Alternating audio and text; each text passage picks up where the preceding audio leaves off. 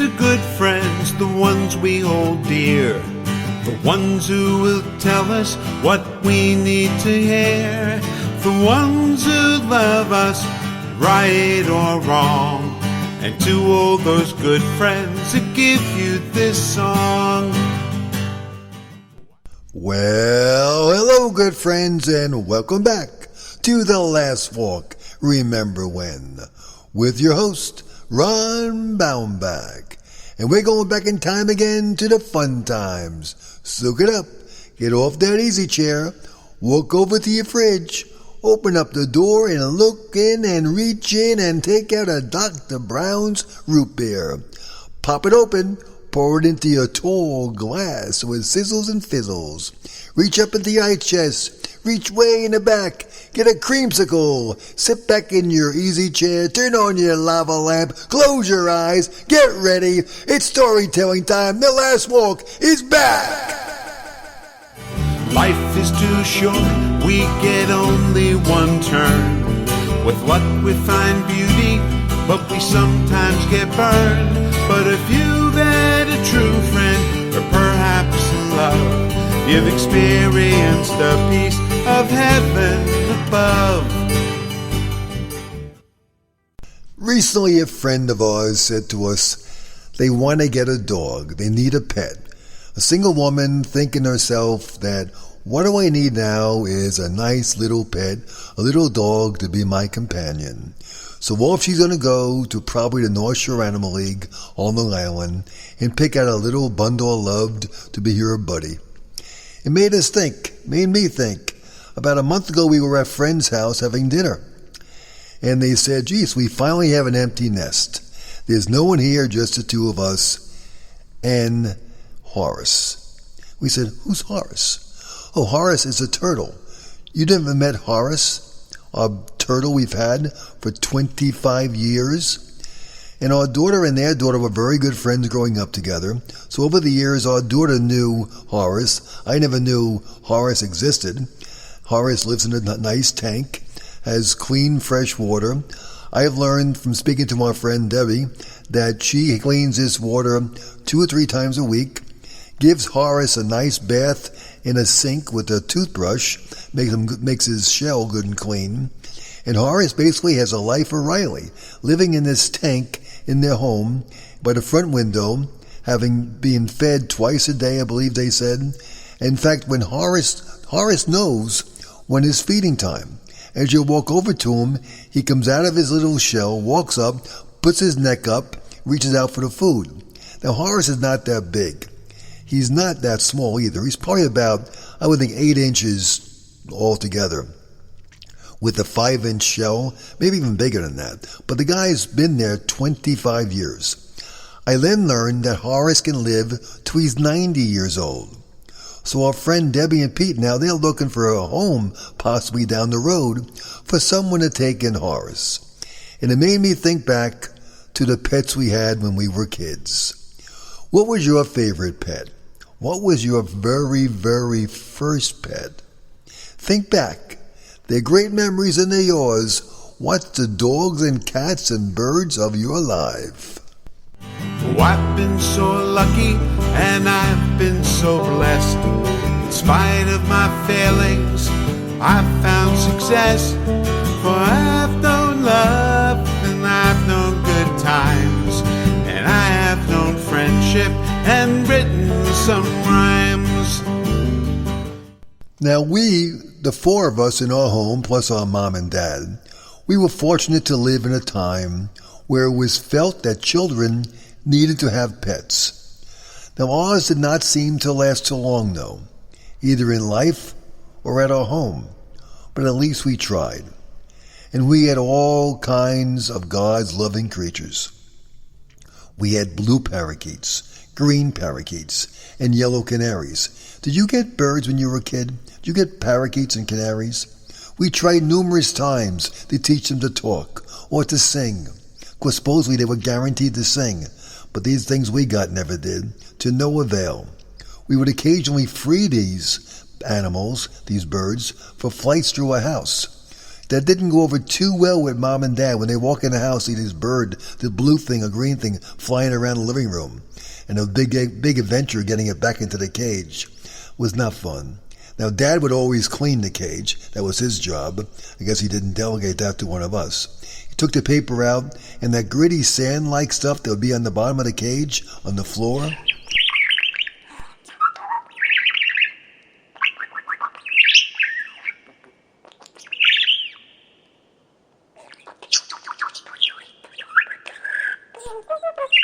Now, some of the birds didn't really mind if we wanted to pet them. They let us reach in and stroke their back and their feathers. They were very, very happy to have that. Other ones got ticked off. And as soon as you put your hand in that cage, they started pecking away, trying to bite your finger off. Didn't work. We pulled it out real quick. We would make sure we didn't get bitten by that crazy bird. Anyway, when the birds went away, they were replaced by fish. Now, our fish would be in small tanks, large tanks, or simply swam in a bowl.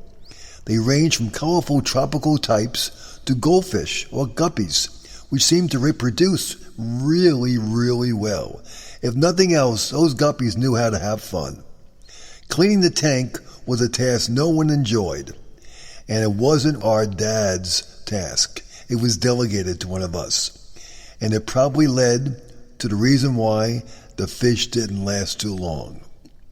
Now, in fact, when the birds or fish would leave, usually meaning they would go to the place in the sky, we would normally have ceremonies to memorialize them, and either do a graveside burial in the backyard or a quick, simple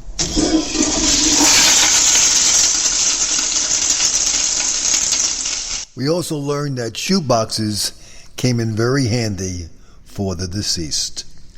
Sorry about that, birds and fish. Anyway, we also had horned toads, turtles, chameleons, and frogs. I recall one day having caught a bunch of frogs, which I stored in a special jar.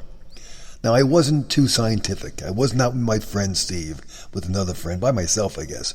I didn't know that the laws of nature required animals to do one thing that we all need to do. That's called breathe. I left the jar tightly closed in the backyard, and I didn't, like a fool, put holes in it. One scorching hot summer day, upon returning from a visit to a dear friend in East Williston, I went to see my pet frogs. I was most surprised with what my eyes beheld.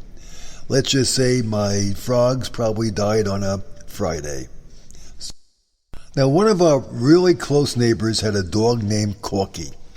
We all loved this neighborhood dog. We were lucky enough to get Corky's brother. We forgot his name years later, but I remember Corky. Now, we had this Corky brother of Corky, who was tan in color, and a very, very cute dog, but he had one major problem in life. He really enjoyed ripping our mom and our Aunt Estelle's stockings. For some reason, he would jump up and then scratch down with his paws, and there go those stockings. After a few months, that was the excuse, quote-unquote, that we were given. He had to go, and off he went. The stocking stripper. He kept taking too many stockings, and he went bye-bye. Now, a few years later, we were asked to take ownership of a huge beagle. This thing was massive. Beagle called Tiger, who belonged to our dad's boyhood friend, who was also, coincidentally, our family dentist in East Williston. This dog was cool, loving, and really harmless. A massive, tall dog, a beagle, really nice, calm guy. And he also didn't rip stockings. What more could you ask for? But we had one problem. Tiger didn't like staying with us. Tiger would basically leave our house any time he could. Any chance he could to get out that front door or backyard, he'd be gone, running miles and miles away, 3 miles to his old house, over the railroad tracks, over the backyards, anywhere, the main streets, to get back to our dentist's house. After many, many series of these trips, we finally gave him back, and Tiger was sent to live far, far away on a farm. Now, stories were we heard he eventually broke loose and came back home again. Over 100 miles he made the journey from upstate New York to Long Island to be back home again. Tiger did not want to leave. Now we then got a gorgeous collie named Laddie. I love this dog. He was the son of one of our neighbors, Jim McIntyre's dog, Lady. Everyone loved Lady. Lady was the block dog, a beautiful animal who looked just like Lassie. She was the most gorgeous creature you want to see. She was calm, kind. She loved it when anyone would pet her or give her any kind of attention. A truly stunning animal. Now, Lady had a litter, and we were fortunate enough to be given one of her puppies. I was pumped. Now, I thought Laddie became my dog, or so it seemed, as no one in the home appeared to want him except for me. I was the only one who was thrilled about Laddie, but we got him, and I was tickled pink. I always dreamed of being Timmy from the TV show Lassie. Remember Timmy had these tremendous canine companion who would help him out at certain issues and troubles he had at all times in his life? He'd be the one they shared secrets with. He would never ever complain back to him.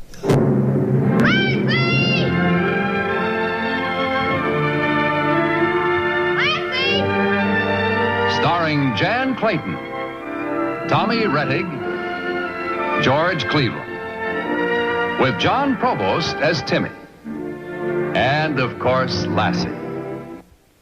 I wanted so much to have a dog like Lassie, but that was a girl's name, so I named Laddie, a guy's name. He was my Laddie. Laddie and I also shared adventures, as much as any other 8-year-old could. I would pretend we were a horse and buggy team. I would put a leash on Laddie and have him pull me as I rode my bike. It was fantastic. Right down our block, he'd be galloping along, I'm holding on with the string. Until one day, he saw another dog and he bolted after him. I went faster than I ever could imagine. I felt like Charleston Heston in Ben-Hur, with the gladiators coming after him, and he's in that chariot, and he's going around rapidly through the Roman streets.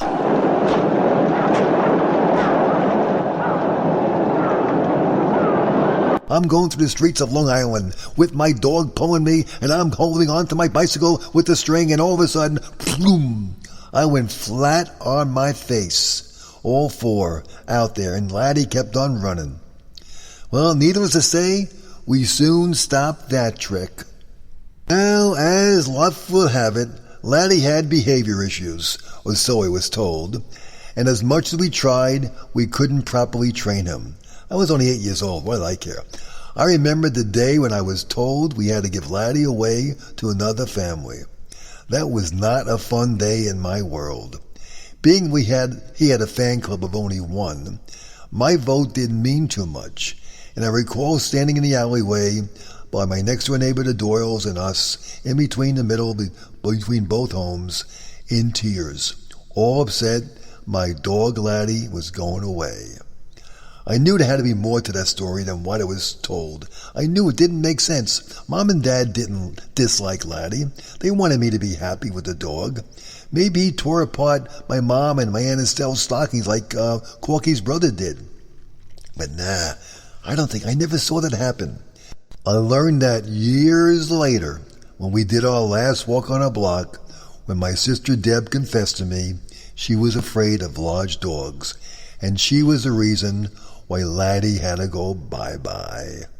I lost my doggie. Well, at least he wasn't like Tiger, always running away. At least I knew he loved living with us, and he was an animal that could have been my Lassie. Now, I would ride by my bicycle by his new home, which was around the corner, and I looked at those nasty boys who now had my Laddie. They only lived about 3 or 4 blocks away. I would ride by and look at this house and think, why is my dog in that home? As time crept on, eventually I started to gradually get over it, perhaps because we only had Laddie for about 3 months, and for all I knew, maybe that was the original plan. Maybe we were foster parents for dogs, just taking them in and letting them go when they get old enough to be on their own. Now my concern returned on a cold winter night. The home that Laddie moved into caught fire. It was a stupid act. We heard that the stupid boys who lived there hid under their stupid bed and started to play with stupid matches. And guess what they did? These stupid kids burnt down their house. It was a huge, stupid fire. I remember Dad and all the other firemen on the block running down their street to the fire to meet all the fire trucks. My dad was a fireman, neighbors were all firemen. They were all running out there from the house, middle of the night, helping to put this fire out. The night was long and cold, and the fine ladies of the auxiliary Wilson Park Fire Department were there giving them coffee and making sure everyone was kept warm. The firefighters' spouses, my mom, all there, the neighbors, serving the firefighters, helping them out. All the kids ran to the fire and watched the house burn. For me, it was really painful. My Laddie lived in that house. All I could imagine was Laddie dying a cruel death in a home that he didn't belong in the first place. Finally, word came out that all the kids, the mom and dad, and their pet dog were safe. I was so relieved. And I stopped riding my bike by their home. These kids almost killed my dog. Here's to good friends, the ones we hold dear, the ones who will tell us what we need to hear, the ones who love us, right or wrong, and to all those good friends who give you this song. Now, our favorite dog from way back when was a dog that did stay with us for a number of years. It was Cherie, a small, loving black French poodle. Now, Cherie was our Aunt Estelle's dog, but my Aunt Estelle's landlord would not allow pets, so after she got the dog, brings him home, has her with him for a few months, hid him from the landlord, I guess, and the landlord finally said, no pets allowed, so they made her give her away. Cherie became a family member of our home, and she loved it when Estelle would visit on weekends. Oddly, she never went to the upstairs bedrooms. Never ever went upstairs, except when our Aunt Estelle was there, and she would jump up and snuggle with her in her bed together. Only when she came out on weekends. Now, we all loved it when Cherie was allowed to have her hair grow out, and she would look like a real dog. But occasionally Mom would have her get this feminine groomer's cut with those pom-poms and a little thing on her toes and her feet and her back tail. It was like, ugh. When that happened, I was not too big about walking her. I didn't want to be around walking that dog like that. But you know what? She was our dog. Even though she was poofy with a pom-pom tail and a bow in her head, she was our dog. And she smelled good too. Now, Cherie stayed very emotionally close to her Aunt Estelle, even though Estelle only came out on weekends, and eventually Estelle got very, very ill and passed away. Sadly, a week after Estelle passed away, Cherie took ill and never recovered. In life, she was a tremendous dog, and in death, an even greater memory. Now, years later, my wife and I get married, and we have our kids. I always wanted a dog. Always wanted a dog of our own, but we never got one. Until one day, our house got broken into, and the police officers came and said, you need two things, an alarm system and a dog. So we got both. So we got our Mookie. Our Mookie lived with us for 11 years. Mookie, named after Mookie Wilson, my son Kevin, was given the honor of picking a name out and picking the dog. So we got our Mookie. She lived 11 years with us, was a really, really cool, friendly mutt. She was a mixed breed, but a really nice dog. Everyone loved Mookie, and unfortunately she went away up into heaven. And then come along something called grand dogs. First, Jim and Shauna get a dog named Snooker, a cool hound. And our daughter Caitlin gets a dog named Marshall, a part border collie who lives with us for a number of years. And then Ryan gets a dog named Alley-Oop, and he marries a girl with a dog named Callie. So now we have 4 grand dogs, 3 boys and a girl. I was 3 boys and a girl. My family was 3 boys and a girl. And now we have 3 grand dogs, boys, and 1 grand dog, a girl. Funny how life repeats itself.